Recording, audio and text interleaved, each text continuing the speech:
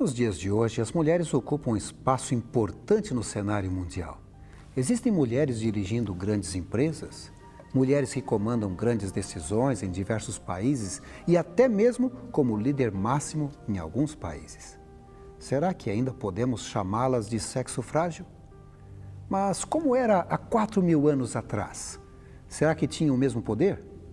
Existem algumas mulheres poderosas do passado, como, por exemplo, Cleópatra. Hoje, dentro do programa Evidências, vamos falar de uma rainha do passado que foi muito má. Dr. Rodrigo Silva, doutor em Novo Testamento pela Pontifícia Faculdade Nossa Senhora de Assunção, São Paulo, e especialista em arqueologia pela Universidade Hebraica de Jerusalém, e também curador adjunto do Museu de Arqueologia Bíblica Paulo Borck, localizado no Centro Universitário Adventista de São Paulo, o NASP, e Engenheiro Coelho, falará sobre uma rainha do passado chamada Jezabel, uma princesa fenícia que se casou com Acabe, o rei de Israel. Prepare-se para conhecer essa rainha má, pois começa agora o seu programa Evidências.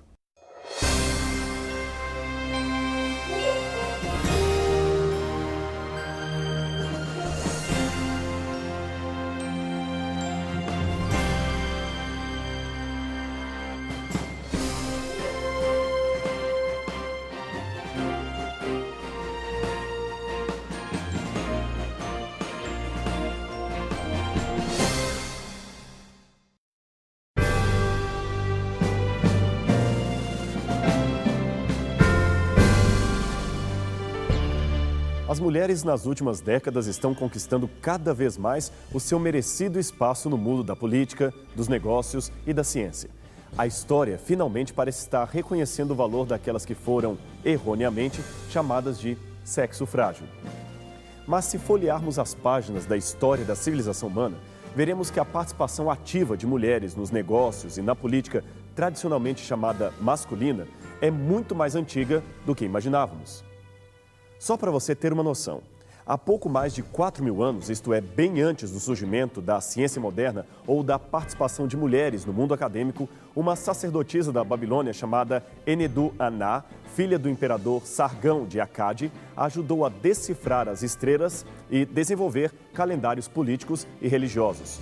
A sua ajuda foi tão extraordinária que ela acabou tornando-se um símbolo de referência astronômica para os matemáticos daquela época. Durante o segundo ou terceiro séculos antes de Cristo, suas datas são um pouco obscuras, outra mulher chamada Maria a Hebreia, que era especializada em experimentos químicos, deu uma enorme contribuição à ciência biológica, inventando na Alexandria o tão útil e conhecido banho-maria. De fato, a força das mulheres é muito maior do que comumente se imaginava. Torna-se, portanto, como dissemos, quase um mito classificá-las de sexo frágil. Elas conquistaram reinos, dominaram monarcas, efetivaram a paz e até salvaram vidas. Mas, por outro lado, quando algumas dessas mulheres resolveram usar os seus talentos para o mal, os resultados foram igualmente cruéis à proporção de sua grandeza. Não é por menos que muitos, ao referirem-se à história dita dos homens, estão redescobrindo não apenas as grandiosas influências de algumas mulheres, mas também os terríveis resultados daquelas que foram de uma natureza um tanto mais perversa, tanto quanto aqueles tiranos que passaram pela história mundial. Recentemente, a escritora britânica Shirley Cain escreveu um livro com um título bastante curioso: As Mulheres Mais Perversas da História, um best-seller que faz sucesso não só pela capa pink, mas principalmente pelo conteúdo que reúne algumas das mais perversas criminosas da humanidade, autoras de barbáries inimagináveis. A leitura é realmente de arrepiar. Pena que faltou ao elenco das 18 mulheres ali citadas a mais cruel mulher mencionada na Bíblia. O seu nome? Jezabel. Esta famosa menina má foi uma princesa fenícia casada com Acabe, rei de Israel. Seu pai era Etbaal, rei dos Sidônios, um dos principais povos fenícios situados ao norte de Israel, onde hoje está o Líbano. Seu casamento, como objetivo político, tinha o interesse de fortalecer as relações entre Israel e a Fenícia. Esta história pode ser encontrada na Bíblia. Ela está no livro de 1 Reis, que se encontra aqui no Antigo Testamento. Não poucas vezes na história, grandes guerras ocorreram por motivos aparentemente pequenos, banais. Por outro lado, de igual modo, muitas injustiças foram cometidas por pessoas que negociaram importantes princípios a troco de ninharias. Este também foi o caso do trágico casamento entre um rei de Israel e uma princesa pagã. E os objetos dessa intriga são exatamente estes aqui, estes pequenos ídolos originais que você vê. Todos eles foram encontrados em Israel e datam de aproximadamente 870 anos antes de Cristo, o mesmo período em que tiveram lugar as tramas desta história. Vejamos o que poderia ser dito de cada um desses ídolos. Vamos começar por esse primeiro. Ele é feito de ferro, como você pode ver. Ele era Baal, o principal deus dos fenícios. Como você pode ver, ele tem o seu braço quebrado, mas originalmente havia um chicote em sua mão, indicando uma imagem altamente autoritativa. Aliás, como os seus adoradores o enxergavam. Essa estatueta de Baal que você vê em seu vídeo é semelhante à que mostramos e traz o braço erguido num exemplar mais bem preservado. Já este entalhe em pedra, mais completo ainda, mostra em sua mão o chicote ou a vara de disciplinar que acabamos de fazer menção, além de revelar, é claro, mais de perto o seu ar de autoritarismo e despotismo. Em algumas outras representações, Baal segura, além da vara de repressão ou chicote, uma lança, como se estivesse para combater alguém. O uso desses pequenos ídolos como amuleto de proteção e sorte estavam em moda nos dias de Israel, e muitos profetas se levantaram contra este comportamento. Vamos agora conhecer um pouquinho mais de perto o mito por detrás dessa figura de Baal, pois afinal, Jezabel, a personagem principal de nossa trama, era alta sacerdotisa do culto baalístico. Logo, entendê-lo ajudará a compreender o perfil da sua adoradora. Afinal, as pessoas não tendem a ser moralmente melhores que os deuses que elas adoram. Graças aos achados arqueológicos de centenas de placas de barro como esta, hoje decifradas e que foram descobertas em Ugarit e pertenceram originalmente à biblioteca de Hashmira, foi possível decifrar e conhecer muitos dos ritos das religiões cananeias. O culto a Baal, é claro, faz parte desses ritos. A história de Baal, cujo nome completo seria Baal-Hadad, o Senhor das Tempestades, começa com a batalha entre Baal e Iam-Nahar, o deus dos mares e rios. Ela está contada em pequenas tábuas cuneiformes que datam de até 1300 anos antes de Cristo. Baal e Iam viviam ambos com El, o supremo deus cananeu. No conselho de El, Iam exige que Baal lhe seja entregue. Mas durante a batalha, usando duas armas mágicas, Baal derrota Iam e este está para matá-lo quando entra em cena esta outra divindade. O seu nome é Asherah. Ela era considerada esposa de El e a mãe dos deuses. Bem, o nosso exemplar de Asherah está fragmentado, mas veja numa foto como seria a sua estátua completa. O fato dela segurar com as duas mãos os dois seios é um gesto de vínculo com os promíscuos cultos da fertilidade praticados em Canaã. Voltando, pois, à trama, Asherah, esposa de El, diz a Baal que é desonroso matar um prisioneiro. Ele então envergonha-se e poupa Iam. Nesta batalha, Iam-Nahar representa o aspecto hostil dos mares e rios que ameaçam constantemente inundar a terra, enquanto Baal, por sua vez, o deus da tempestade, salva os homens, tornando-se então o senhor da terra novamente útil. Em outra versão, pois havia várias delas, Baal também tem uma esposa chamada Astaroth ou Astarte. Aqui nós temos dois exemplares dessa deusa.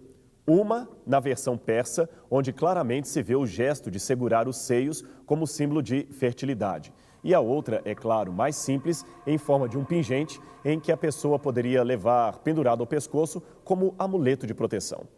Tanto Astaroth ou Astarte, quanto a esposa de El, Asherah, são mencionadas na Bíblia Sagrada. E elas também são reconhecidas pelas escavações arqueológicas como espécies de prostitutas celestiais, pois o seu culto envolvia muita orgia e sacrifícios humanos, especialmente de bebês recém-nascidos. Mais à frente, nós voltaremos a falar sobre isso.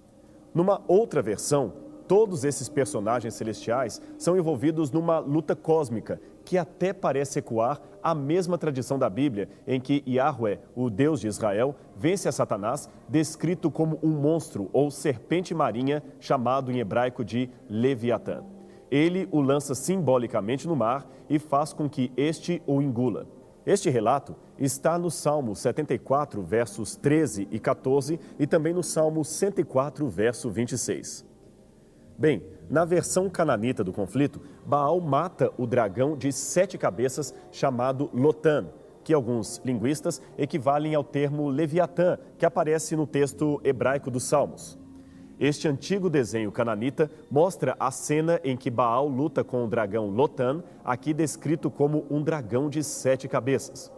Curioso é notar que no Apocalipse capítulo 12 também temos a referência da luta entre Cristo e Satanás, que neste caso é descrito como uma serpente e, ao mesmo tempo, um dragão de 7 cabeças.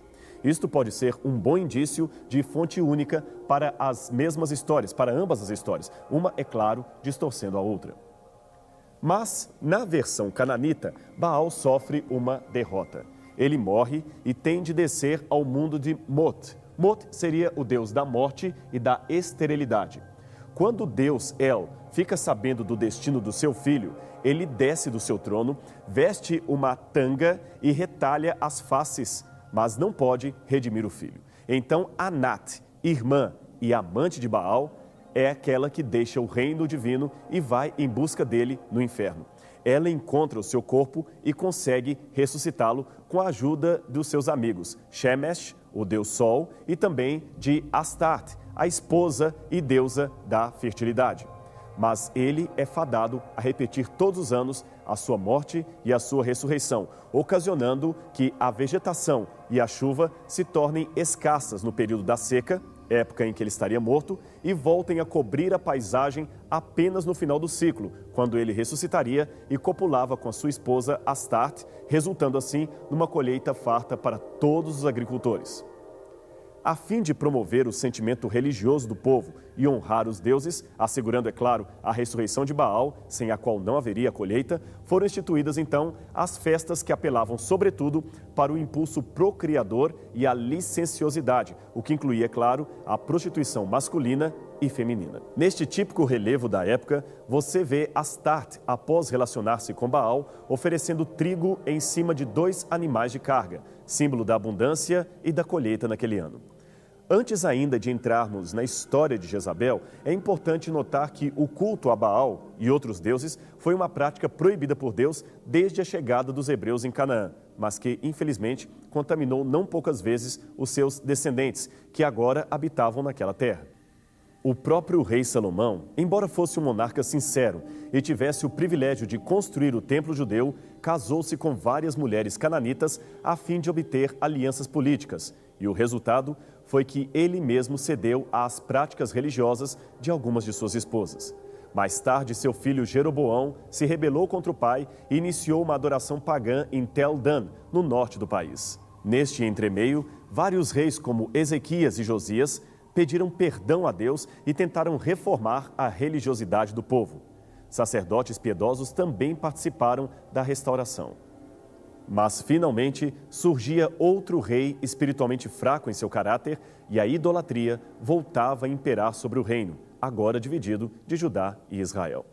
Foi numa destas situações que o fraco rei Acabe, para fazer aliança com os fenícios, se casou com a perversa princesa Jezabel, que se tornaria agora a rainha dos israelitas. Aliás, muito provavelmente, este foi um casamento mais político do que motivado pelo amor. A guerra, principalmente contra o arameu Ben-Hadad, dominou a cena do reinado de 22 anos de Acabe. Esse conflito propiciou alianças com outros vizinhos ameaçados e resultou no casamento de Acabe com Jezabel, que, como dissemos, era filha de Etbaal, rei de Sidom. Algum tempo depois, Atalia, filha de Acabe, ajudou a fortalecer os laços com Judá, casando-se com Jeorão, filho de Josafá, príncipe e herdeiro de Judá.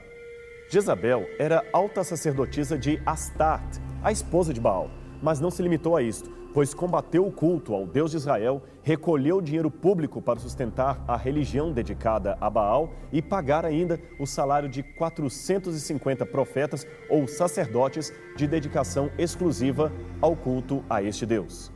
Uma outra parte do dinheiro público ainda era desviado para o sustento de pelo menos 400 profetas da deusa Ashera. Os sacerdotes e profetas israelitas, é claro, foram eliminados ou então tiveram que se exilar no deserto devido à perseguição promovida pela nova rainha, pois, aparentemente, o seu próprio marido sentiu-se atraído pelo culto destas divindades, relegando Yahvé, o Deus de Israel, a segundo plano. 1 Reis, capítulo 22, verso 39, faz uma breve menção dos feitos políticos de Acabe e cita uma casa ou palácio de marfim que ele havia construído, possivelmente em homenagem à sua mulher Jezabel. Pois bem, em escavações conduzidas desde 1908 até 1910 pela Escola de Arqueologia da Universidade de Harvard, foram descobertas em Samaria ruínas e placas de marfim que poderiam ter pertencido a esse palácio mencionado nas Escrituras. Estas são as ruínas escavadas do palácio de Acabe. Esta que aparece em seguida é uma placa ali encontrada que hoje está disposta no Museu Britânico. Veja a leveza dos detalhes. Esta outra placa revela detalhes curiosos. Como você pode ver, trata-se de uma esfinge com asas entalhadas em marfim, também encontradas nas ruínas do palácio. Agora compare-a a esta outra do mesmo período, encontrada no palácio de Ashurnasirpal II, rei da Assíria. Ambas são feitas de marfim e são muito parecidas. Note que, especialmente a da esquerda, encontrada no palácio assírio, tem um forte estilo egípcio, enquanto a da direita, encontrada em Samaria, tem um forte estilo fenício, o que reforça a ligação com Jezabel. Uma outra placa bastante semelhante a esta que foi encontrada na Assíria foi escavada no palácio de Acabe.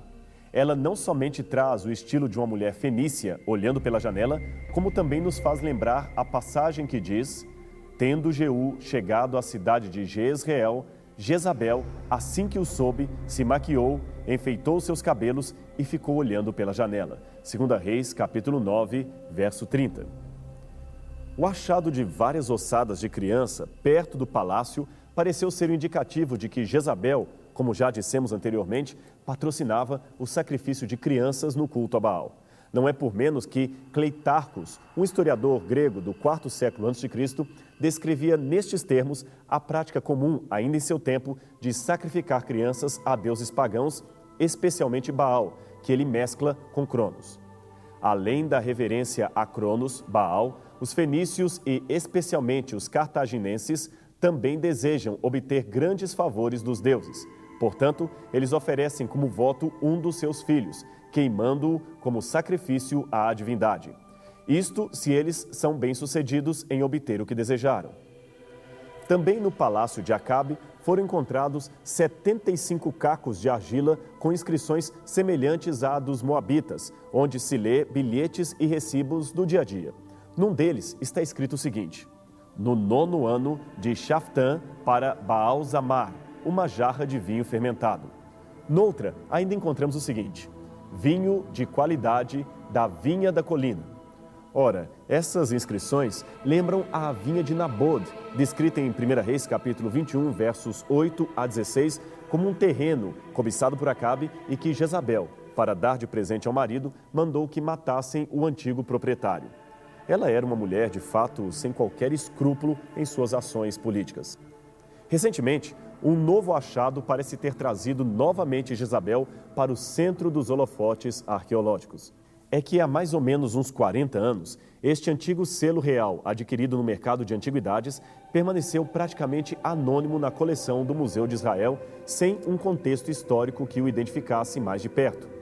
Até que a pesquisadora holandesa Marjo Korpel abriu um debate em torno do objeto ao identificá-lo como pertencente a Jezabel, a rainha má da Bíblia. Alguns arqueólogos israelenses já haviam suspeitado que Jezabel seria a proprietária desse objeto, mas a dificuldade em ser dogmático quanto a isto estava no fato de que o selo, como dissemos, não veio de uma escavação oficialmente aprovada. Pensa-se que o objeto veio de Samaria, do 9º século a.C., antes da era cristã, é claro, e que não poderia saber com certeza aonde ele foi encontrado. Além disto, havia outro problema. A forma como traz o nome Jezabel, embora esteja nitidamente escrito, está incompleta se comparada com a forma do hebraico bíblico.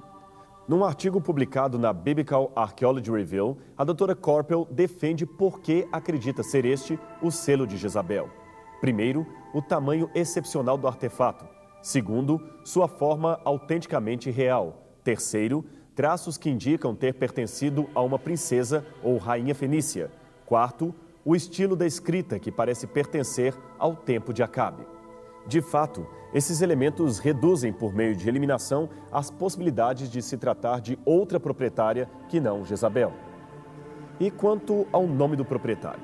Bem, observando que há uma parte quebrada no topo do selo, ali Coppel sugeriu que estariam as duas letras faltantes do nome, o Lamed, que significaria pertencente a, e o Aleph, que seria a primeira letra do nome Jezabel em hebraico. O conjunto completo das letras ficaria assim. No topo, o Lamed, que, como dissemos, significa pertencente a, e depois as letras do nome Jezabel em hebraico.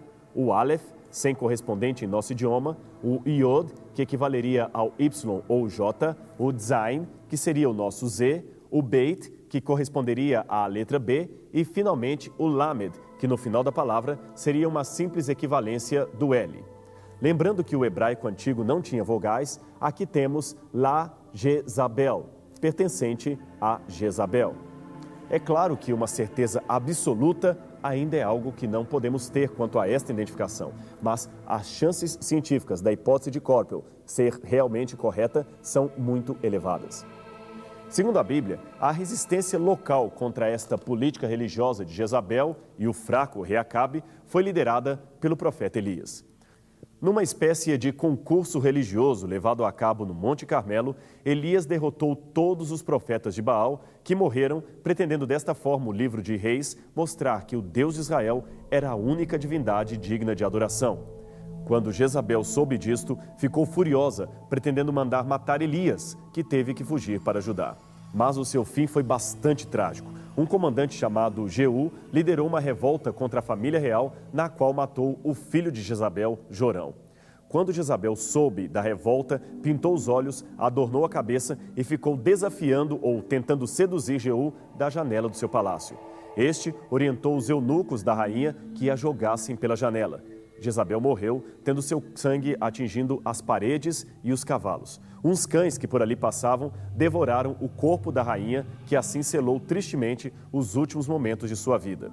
Quando foram sepultá-la, afinal de contas ela era da classe real, os servos do palácio só encontraram o crânio, os pés e a cabeça. Que história macabra, não é mesmo?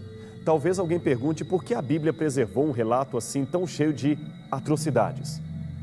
Talvez para nos alertar que duas coisas muito sérias deveriam ser levadas em consideração. Primeiro, que não é só de alegrias que se vive a história. E segundo, que jamais, nunca devemos desafiar o poder ou a autoridade de Deus.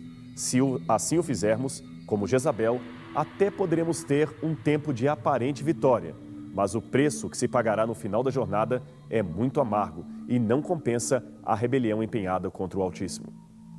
Mas, infelizmente, nem todos aprendem com a história. Muitos hoje ainda insistem em caminhar nos passos da rainha rebelde, tentando repetir aquilo que pensam que ela poderia fazer e que com eles haverá maior sorte. Lê do engano. Desafiar o Deus Altíssimo, que tem uma eternidade de poder, é uma atitude que ninguém, em sã consciência, deveria tomar. Portanto, pense nisto hoje e tome as decisões corretas, pois um dia a vida vai lhe cobrar aquilo que você praticou. Pense nisso. Um abraço e até o próximo programa.